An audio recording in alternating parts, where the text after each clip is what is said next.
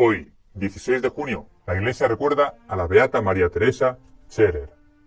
María Teresa nació el 31 de octubre de 1825 en Meissen, lago de los Cuatro Cantones, Suiza, bautizada con el nombre de Ana María Catalina. Era la cuarta de 7 hermanos. A los 7 años quedó huérfana de padre y fue a vivir con unos parientes, que le dieron una sana educación cristiana. En los tiempos libres se ocupaba de los trabajos de la casa y del campo.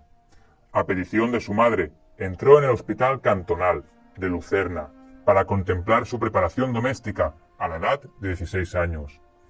Después, tuvo que ocuparse también de los pobres y los enfermos.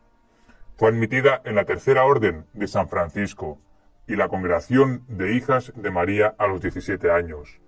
Durante una peregrinación se sintió llamada a la vida religiosa. El 1 de marzo de 1845 ingresó en el Instituto de las Religiosas Enseñantes, que había fundado hacía poco el padre capuchino Teodosio Florentini. En el otoño de aquel mismo año hizo los primeros votos. Un año después fue enviada a distintos monasterios como profesora y superiora en ambas comunidades. Fue un periodo de dudas y dificultades. En el año 1850, el padre Teodoro la llamó a Näfels para que guiase el hospicio de los pobres y huérfanos. Ese mismo año, el padre Teodosio fundó en Coira un pequeño hospital y encomendó a María Teresa su dirección. Ella aceptó, convencida de que el carisma del fundador abarcaba el aspecto escolar, educativo y el caritativo. En el año 1856, las religiosas enseñantes se separaron del fundador para continuar su apostolado educativo independientemente. Sor María Teresa sufrió mucho por ello, oró y se aconsejó y finalmente comprendió que Dios deseaba se ocupase en el futuro de las obras de misericordia espirituales y corporales. En 1857 fue elegida superiora general de las religiosas al servicio de la escuela y de los pobres. Al lado del padre Teodosio guió el Instituto de las Religiosas de la Caridad de la Santa Cruz, que se desarrolló rápidamente.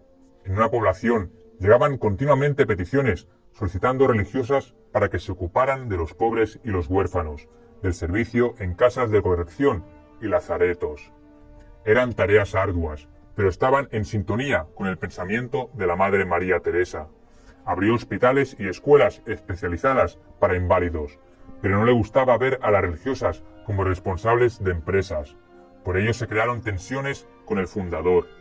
De todas formas, estaba persuadida de que la intención del padre Teodosio era resolver la cuestión obrera con justicia y solidaridad, por lo que le ayudó todo lo posible y cuyo espíritu permaneció fiel aún después de su muerte, acaecida el 15 de febrero de 1865. Recibió no solo su herencia espiritual, sino también la material, teniendo que trabajar ella y sus hermanas durante años para saldar las cuentas que había contraído el padre Teodosio en su apostolado social. Luchó por salvar las constituciones que había atado al instituto el padre Teodosio, aun a costa de oponerse al celo reformador de sus sucesores.